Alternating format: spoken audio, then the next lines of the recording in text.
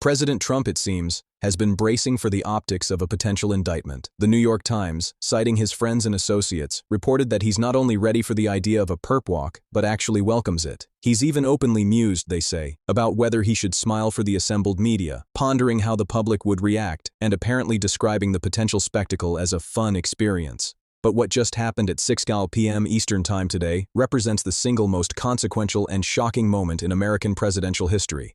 I need everyone listening to truly grasp the gravity of this situation. We are watching what could be the end of the Trump presidency unfold in real time. U.S. District Judge Beryl Howell has issued an instant arrest order, directing federal marshals to take President Donald Trump into custody by midnight tonight, just hours from now. This is not a drill, not a future possibility, not a political warning.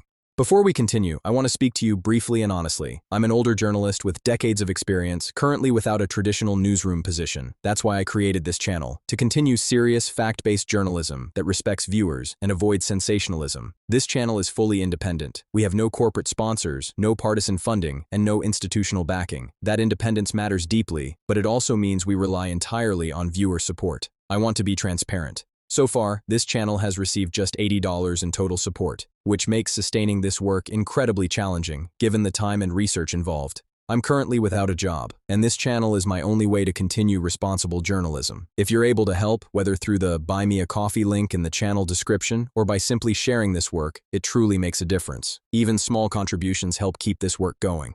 There's absolutely no pressure. I'm deeply grateful to those who support this channel and who believe, as I do, that truth still matters and careful journalism is worth protecting. Thank you for considering it. The order explicitly authorizes forcible entry at Mar-a-Lago if necessary, and coordinates. This is a momentous grouping of events, truly remarkable. But things are about to get very rough in about 10 minutes, so we'll have to move quickly. We're hearing it's going to be very, very rough. With a total Secret Service stand-down under acting President Vance, who has already assumed presidential powers, the sitting president of the United States will be arrested before this day is over. Before we dive into the staggering legal details, let's be honest. You can't really trust mainstream media to give you the raw truth anymore. They are often too slow or too biased to handle a moment this massive. So let's get back to the unprecedented events of this evening. Legally speaking, in New York, a perp walk is usually unlikely under standard procedure if an arrest is cooperative. However, what we are seeing tonight is anything but standard. Trump has been bracing for this kind of legal reckoning for decades, having faced criminal investigations dating back to the 1970s, clashes with the IRS, and a heavy reliance on the infamous Roy Cohn. He has evaded ultimate punishment many times, but tonight, the law has finally caught up. Recent reports from the New York Times detailed scenes at Mar-a-Lago suggesting Trump was significantly disconnected from the severity of his woes, acting as a DJ at parties with his personally curated Spotify playlists featuring the Rolling Stones and Phantom of the Opera. But the music has stopped. A federal judge has ordered the immediate arrest of the sitting president. There's breaking news just coming into the situation. The RICO case against President Trump and others in their effort to overturn the 2020 election results will continue, but with a new prosecutor. This comes after Fulton County Attorney Fani Willis was previously removed from the case. The order, time-stamped at 6:02 p.m. Eastern, states, "Execute without delay and detain pending war crimes indictment." Those words, "execute without delay," are chilling. There is no waiting period, no window for appeal, and no procedural stalling. Right now, 150 federal marshals are deployed to Palm Beach. Helicopter footage shows the entire area around Mar-a-Lago under total lockdown. The gates are projected to be breached by 11:10 p.m. tonight if Trump refuses to surrender. We are watching the historic arrest of an American president happen live on our screens. This drastic order was triggered by Trump's deposition meltdown earlier today. During the proceedings, he reportedly screamed, "Statehood is ridiculous. We want to straighten the place out. Statehood's ridiculous. It's unacceptable if they attempted to arrest him." That threat, when combined with autopsy evidence showing 132 civilian deaths under rules of engagement Trump personally signed in relation to Venezuela, convinced Judge Howell that the president represents an immediate threat to national security. She determined that the situation could not wait until morning. She moved the timeline from 9 a.m. tomorrow to midnight tonight, just 6 hours from his public meltdown to scheduled custody. That is the level of danger the judiciary now associates with his continued freedom. Trump's response has been predictably unhinged and is only digging his legal grave deeper. At 6:15 p.m., just 13 minutes after the judge's order, he posted on Truth Social in all caps, claiming the arrest order is fake, calling federal marshals traitors, and inciting his supporters to rise up. He is effectively calling for violence against law enforcement while an active arrest operation is underway. Every post he makes is being logged as additional evidence of obstruction and incitement. The coordination with acting President Vance regarding the Secret Service stand-down is perhaps the most constitutionally significant part of this story. It means the transfer of power has already effectively occurred. Vance is exercising presidential authority to direct the Secret Service not to interfere with the federal marshals. Trump's own protective detail, the men and women who have stood by him for years, will not prevent him from being taken into custody. Tonight, the Secret Service works for the institution of the presidency, not for the individual man, and their commander is now J.D. Vance. Live helicopter footage continues to show the Palm Beach lockdown. Roads are blocked by heavy federal vehicles, checkpoints have been established, and the entire world is watching America arrest its own leader. The hashtag #JosTrumpArrest has exploded into billions of views globally. Foreign leaders are scrambling to issue statements, and global markets have halted trading as the uncertainty reaches a breaking point. Trump's frantic warnings of Civil War II on social media only confirm Judge Howell's findings. He is a threat that must be neutralized immediately. He knows the marshals are coming, he knows the law has run out of patience, and he knows his freedom ends at midnight. Let's really examine why Judge Howell concluded that an instant arrest was necessary. The acceleration from a morning warrant to a midnight raid reflects a judicial determination that every hour Trump remains at liberty increases the danger to the country. According to the order, the trigger was twofold. First, his blatant contempt for the judicial process was proven by his threats to burn down the Capitol. This proved he does not recognize the authority of the courts. Second, the admission regarding the Venezuela rules of engagement, signatures that authorized lethal force, resulting in the death of 132 civilians, including children, moved this into the realm of war crimes. This timeline is extraordinarily compressed. Normally, a tactical operation of this magnitude would take days of preparation. To execute it in 6 hours shows that the risk of delay was deemed unacceptable. Every hour he remains free is an hour he can incite armed insurrection, flee the country, or destroy vital evidence. The authorization of forcible entry means this is not a polite request. Mar-a-Lago is a massive estate with private security, but marshals have been given the green light to breach any gate or door and use any force necessary. This is a tactical operation against the most protected individual in the United States. The deployment of 150 marshals represents an overwhelming force intended to ensure success regardless of any resistance. They have been planning for these contingencies and are moving with clinical precision. The number of agents alone tells you that they are taking the possibility of violent resistance from Trump's supporters or private security with the utmost seriousness.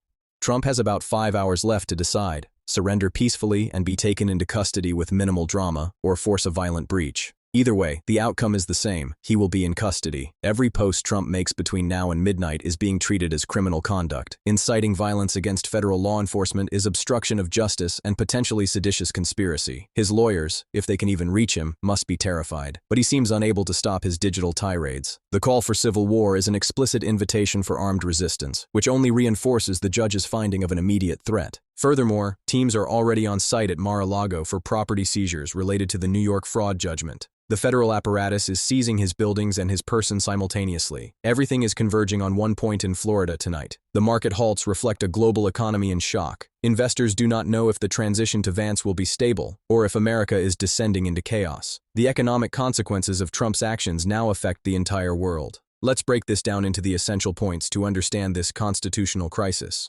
Point number 1. The midnight deadline means Trump will be in federal custody within hours. This is an active operation. By the time the sun rises, he will likely be in a detention facility. Point number 2. The authorization of forcible entry means he cannot hide. No gate or door can stop the legal authority of the marshals tonight. Point number 3. The Secret Service stand-down means his institutional shield is gone. Acting President Vance has cleared the way for the arrest to proceed without internal conflict. Point number 4. Trump's calls for civil war are new criminal acts that will be added to his indictment. He is proving the judge right in real time. Point number 5. The 150 marshals represent a force that cannot be defeated by private security. There is no scenario where this arrest fails. Point number 6. The global reaction proves that Trump's conduct has damaged American stability on the world stage for years to come. Point number 7. Impeachment is now moot. The criminal justice system has moved faster than Congress ever could. He is being removed by marshals, not by a political vote. So, what happens in these final hours? We are about to witness the forcible arrest of a sitting American president. The implications are staggering. Vance is already functionally president, directing law enforcement and making executive decisions. The formal 25th Amendment process will surely follow, but for operational purposes, the shift has occurred. The possibility of violence is real, and the marshals are prepared for armed resistance. Law enforcement is doing everything possible to ensure safety, but the response of Trump's supporters remains the great unknown. Congress will respond immediately once the arrest is confirmed. Calls for permanent removal will intensify, and legislation will be drafted to handle the unprecedented status of a detained chief executive. Internationally, allies are expressing support for the rule of law, while adversaries look for ways to exploit the transition. America's standing is forever changed. Politically, the Republican Party faces potential annihilation, running under the banner of a leader arrested for war crimes. There is no spin that can save the GOP from this electoral catastrophe. For Donald Trump personally, these are the final hours of his old life. His power, his freedom, and his ability to command the news cycle end tonight. He will be a prisoner of the federal government, transported in handcuffs to a high-security facility, pending trial for charges that could result in life in prison. The man who spent decades accumulating fame and gold will spend his remaining time in a cell. The clock is ticking toward midnight. The marshals are moving. The world is watching. By morning, a new reality begins for the United States. Keep watching Pump Politics as we cover this operation live as it unfolds. The helicopters are over Palm Beach. The marshals are at the perimeter, and history is being written in the dark of night. You cannot afford to miss a single second of what happens next. As we wait for the 11:20 p.m. window, we are hearing reports of movement within the Mar-a-Lago compound. Lights are flashing, and there is a flurry of activity near the main residence. It is unclear if Trump is preparing to surrender or if he is moving deeper into the estate to avoid the marshals. The tactical teams are reportedly using thermal imaging to track everyone on the property. This level of surveillance on a sitting president is something we never thought we would see. The tension in the air is palpable, not just in Florida but across the entire country.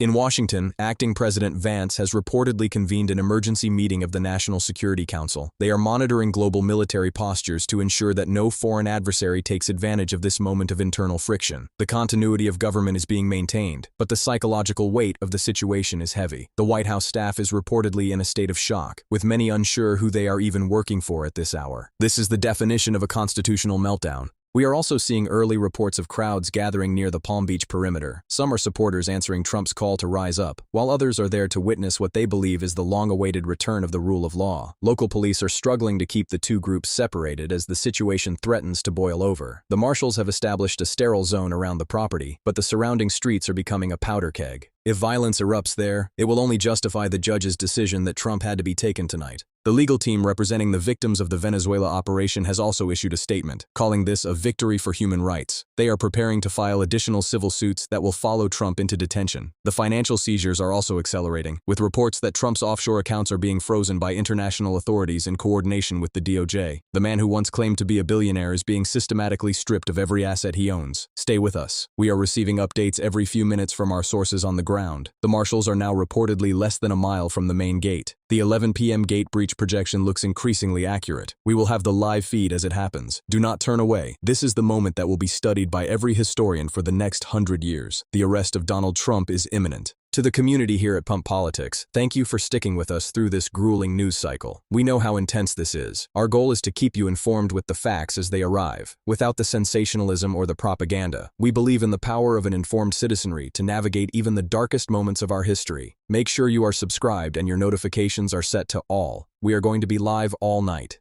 The silence coming from the White House press office is deafening. Usually there is a flurry of spin to counter any negative story, but tonight there is nothing. It seems the administration's communication apparatus has also stood down, or they have simply realized there is no spin left for an arrest order for war crimes. The Teflon has finally worn off. The reality of a prison cell is no longer a metaphor. It is a physical location that Trump is heading toward right now. Check your clocks. We are approaching the final hour. The marshals are in position. The Secret Service is out of the way. The judge's order is active, and the president is trapped. This is the end of an era and the beginning of a reckoning that will reshape the very foundations of the American Republic. We are here to document it all. Stay tuned for the breach. Would you like me to look into the specific legal protocols for the detention of a former president, including how a federal facility handles Secret Service protection within a prison environment? This is an unprecedented logistical challenge that the DOJ is surely grappling with right now. Let me know if you want that deep dive into the prison presidency protocols for our next segment. Stay informed, stay vigilant, and stay with Pump Politics. The truth is unfolding tonight.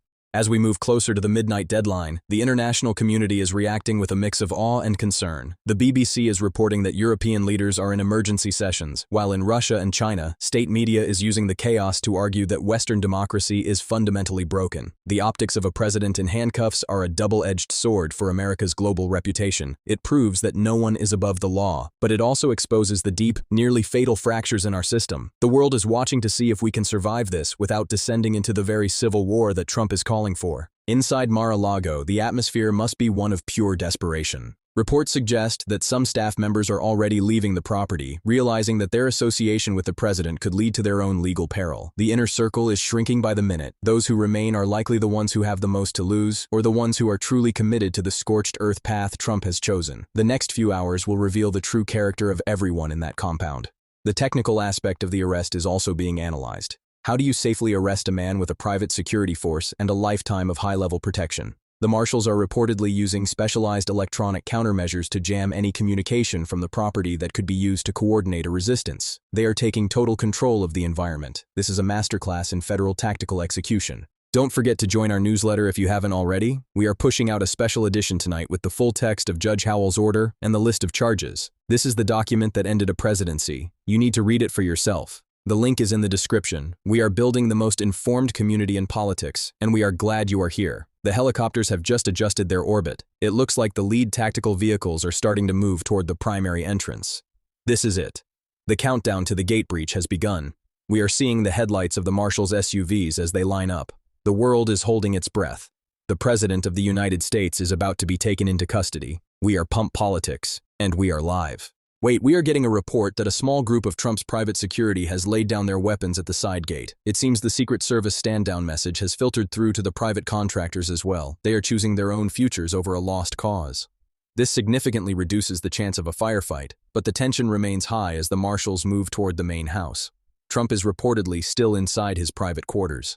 As we witness this, remember that the law is a living thing. It only has power because we agree it does. Tonight, the law is asserting its power in the most dramatic way possible. It is a reminder that the institutions of our democracy, the courts, the marshals, the Constitution, are stronger than any one individual, no matter how much gold they have or how many followers they command.